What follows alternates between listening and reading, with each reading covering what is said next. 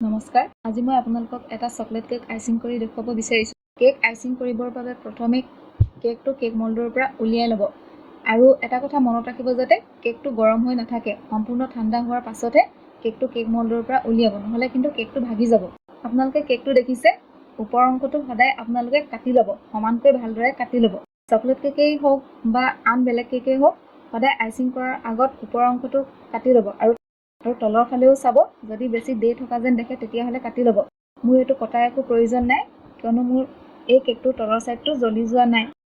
এইবাৰ চাওক, মই এই কেকটো 3টা লেয়াৰত কাটি ল'ম আৰু কাটিবৰ বাবে মই এডাল ৰছী ব্যৱহাৰ কৰিছোঁ। প্ৰথমে মই কেকটোৰ চাৰিওফালে অলপ অলপকৈ কাটি ল'ম, তাৰপিছত মই তাৰ মাজত এই ৰছীডাল ভৰাই কেকটো কাটিম। আপোনালোকে ভিডিঅ'ত যিটো কেক দেখিছে, এই কেকটো মই কিদৰে বনাইছোঁ তাক যদি চাব বিচাৰে তেতিয়াহ'লে ওপৰৰ আই বাটনত ক্লিক কৰি আপোনালোকে সেই ভিডিঅ'টো এবাৰ চাই ল'ব, নতুবা এই ভিডিঅ'টোৰ ডেছক্ৰিপশ্যন বক্সতো মই তাৰ লিংক দি থৈছোঁ আৰু এই ভিডিঅ'টোৰ একেবাৰে শেষত এই চকলেট কেকটোৰ লিংক দিয়া হৈছে, গতিকে আপোনালোকে যিকোনো এটা ক্লিক কৰিলে সেই ভিডিঅ'টো চাই ল'ব পাৰিব।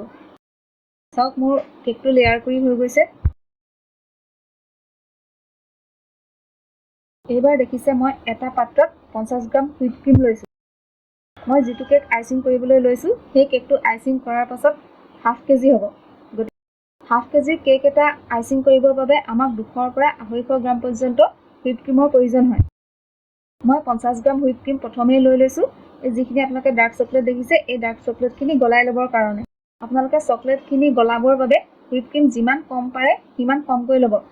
যদি আপোনালোকে ক্ৰীমখিনি বেছিকৈ লৈ তাত আপোনালোকে ডাৰ্ক চকলেটখিনি গলাব বিচাৰে, তেতিয়াহ'লে পিছত যেতিয়া আকৌ হুইপ কৰিব, সেই ক্ৰীমখিনি কিন্তু ঢিলা হৈ থাকিব। গতিকে পৰাপক্ষত সদায় ক্ৰীম আপোনালোকে কম লওক আৰু ডাৰ্ক চকলেট বেছি লওক।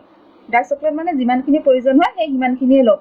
মই 1 পাউণ্ড বা ½ কেজিৰ চকলেট কেক তৈয়াৰ কৰিবৰ বাবে সদায় 250 গ্ৰাম ডাৰ্ক চকলেট ব্যৱহাৰ কৰোঁ। আপোনালোকেও 250 গ্ৰামেই ব্যৱহাৰ কৰিবলৈ যত্ন কৰিব, কিয়নো ইয়াতকৈ যদি বেছি ব্যৱহাৰ কৰে আপোনালোকৰ খৰচ বহুত বেছি হৈ যাব। গতিকে 250 গ্ৰামেই এটা টাৰ্গেট লৈ ল'ব, তাতকৈ বেছি ইউজ নকৰিব। মই ইয়াত 250 গ্ৰাম ডাৰ্ক চকলেট ক্ৰীমখিনিৰ লগত ব্যৱহাৰ কৰাৰ কথা কোৱা নাই, মই অল টোটেল 250 গ্ৰাম চকলেট ব্যৱহাৰ কৰাৰ কথা কৈছোঁ। মই যেতিয়া কেকটোৰ স্পঞ্জ তৈয়াৰ কৰিছিলোঁ তেতিয়াই মই 30 গ্ৰাম চকলেট অলৰেডি ব্যৱহাৰ কৰি থৈছোঁ। 20 গ্ৰামমান মই গাৰ্নিচিঙৰ বাবে টুকুৰা টুকুৰকৈ কাটি লৈছোঁ আৰু বাকী থকা 200 গ্ৰাম চকলেটহে মই এই ক্ৰীমখিনিৰ লগত যোগ কৰিম। মই 200 গ্ৰাম ডাৰ্ক চকলেটৰ বাবে 50 গ্ৰাম হুইপ ক্ৰীম ব্যৱহাৰ কৰিছোঁ। মই এই ডাৰ্ক চকলেটখিনি কিদৰে গলাইছোঁ চাওক। এখন কেৰাহীত প্ৰথমে অলপ পানী ঢালি লৈছোঁ, তাৰ ওপৰত ক্ৰীম আৰু চকলেটখিনি একেলগ কৰি এটা পাত্ৰত ভৰাই লৈ মই আকৌ সেই কেৰাহীখনৰ ওপৰত দি দিছোঁ। আপোনালোকে কিন্তু ক্ৰীম আৰু চকলেটখিনি একেলগ কৰি ডাইৰেক্ট আপোনালোকে গেছৰ ওপৰত বহাই নিদিব। যদি তেনেকুৱা কৰে চকলেটখিনি তলত লাগি যাব আৰু জ্বলি যাব। চাওক, মোৰ চকলেটখিনি ভালদৰে গলাই হৈ গৈছে। এইবাৰ মই এই চকলেটখিনি এবাৰ চালি ল'ম আৰু আপোনালোকেও এনেদৰে এবাৰ ভালদৰে চালি ল'ব।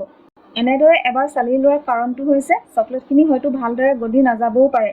গলি নোযোৱা চকলেট যদি কেনেবাকৈ থাকি যায়, পিছত আমি ব্লেণ্ডাৰে ব্লেণ্ড কৰিলেও কিন্তু সেই চকলেটৰ টুকুৰাটোক ভাঙিব নোৱাৰিম। যাতে ক্ৰীমখিনিৰ লগত যাতে চকলেটখিনি খুব ভালদৰে মিলি যায়, তাৰ কাৰণে এবাৰ এনেদৰে চালি লৈছোঁ। আৰু চকলেটৰ এই লিকুইডখিনিৰ পৰা অলপ আপোনালোকে বেলেগ এটা পাত্ৰত থৈ দিব, যাতে পিছত কেক সজাওঁতে আপোনালোকে ব্যৱহাৰ কৰিব পাৰে। চাওক, মই অলপ চকলেট বেলেগকৈ ৰাখিছোঁ।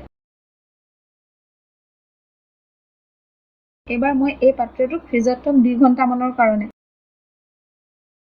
যদি আপোনালোকে সময়টো কমাব বিচাৰে বা আপোনালোকৰ যদি হঠাতে এনেদৰে চকলেট কেক বনাবলগীয়া হয়, তেতিয়া আপোনালোকে পাত্ৰটোৰ ওপৰত এখন ঢাকন লগাই পাত্ৰটো আপোনালোকে ডাইৰেক্ট ফ্ৰিজাৰত ভৰাই দিব, প্ৰায় আধা ঘণ্টামানৰ কাৰণে। আধা ঘণ্টামানৰ পিছত আপোনালোকে দেখিব যে এই চকলেটৰ লিকুইডখিনি যথেষ্ট টান হৈ গৈছে। এইবাৰ চাওক, মই কেকটো সজাবৰ বাবে অলপ চকলেট এনেদৰে সৰু সৰুকৈ কাটি লৈছোঁ।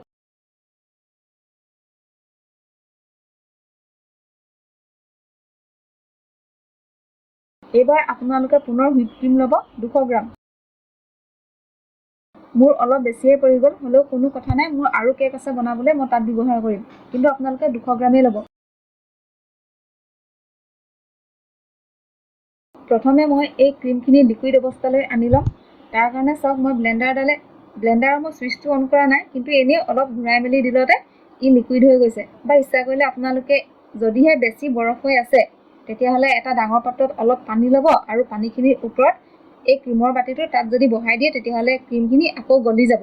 এটা কথা আপোনালোকে সদায় মনত ৰাখিব, হুইপ ক্ৰীমখিনি বিট কৰাৰ আগত চাব যাতে ক্ৰীমখিনি ঠাণ্ডা হৈ থাকে আৰু ই সম্পূৰ্ণ লিকুইড অৱস্থাত থাকে। যদি বৰফ হৈ থকা অৱস্থাতে আপোনালোকে হুইপ কৰে তেতিয়াহ'লে ক্ৰীমখিনি অতি সোনকালে হুইপ হ'ব, কিন্তু আকৌ অতি সোনকালে গলিও যাব। গতিকে আপোনালোকে সদায় ক্ৰীমখিনি লিকুইড হোৱা অৱস্থাতে ইয়াক বিট কৰিব। আৰু বিট কৰোঁতে আপোনালোকে প্ৰথম মিডিয়াম স্পীডত কৰিব। আপোনালোকে দেখিব যে এনেকুৱা ধৰণৰ ব্লেণ্ডাৰত 1, 2, 3কে 3টা স্পীডৰ পৰ্যায় থাকে। আপোনালোকে প্ৰথমে মিডিয়াম স্পীডটো ব্যৱহাৰ কৰিব, মানে 2 নম্বৰ স্পীডটো ব্যৱহাৰ কৰিব। আৰু অলপ ডাঠ হোৱা যেন দেখিলে আপোনালোকে হাই স্পীডত ব্লেণ্ডাৰডাল ইউজ কৰিব। আপোনালোকে দেখিছে ক্ৰীমখিনি ক্ৰমান্বয়ে ডাঠ হৈ গৈছে। চাওক মোৰ এই ক্ৰীমখিনি হুইপ কৰি হৈ গৈছে।